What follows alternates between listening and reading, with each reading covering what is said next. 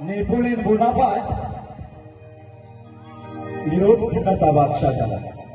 सांबार घराण्यात जन्मलेला Napoleon Bonaparte Europe खंडाचा बादशाह झाला।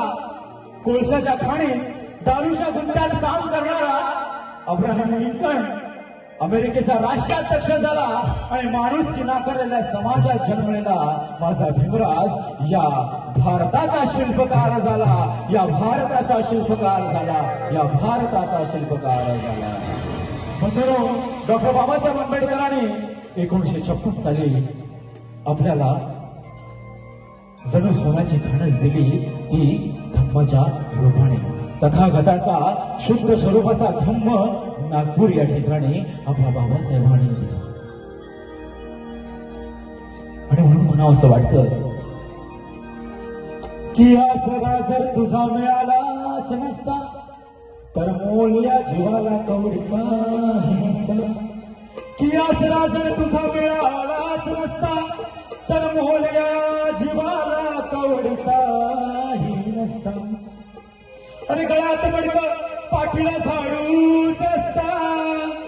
अरे गळ्यात मडकं पाठीला झाडूच असता आणि धम्म तथागताचा कधीच कळाच नसता।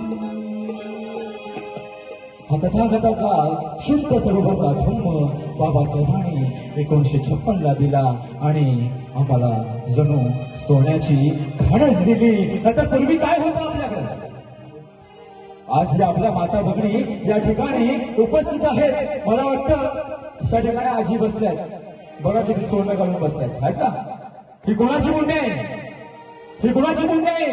मी आजीच्या सोन्यावर डोळा ठेवत नाहीये, परंतु आजीच्या गळ्यामध्ये सोनं आहे।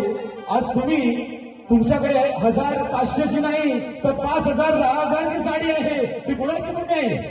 ती फक्त आणि फक्त डॉक्टर बाबासाहेब आंबेडकरांची मुंडी आहे। आणि म्हणून आज आम्ही सोलापुरात आलो आणि म्हणून म्हणावं असं वाटतं मला की छाती फुगवून कधीच चालू शकला नसतास।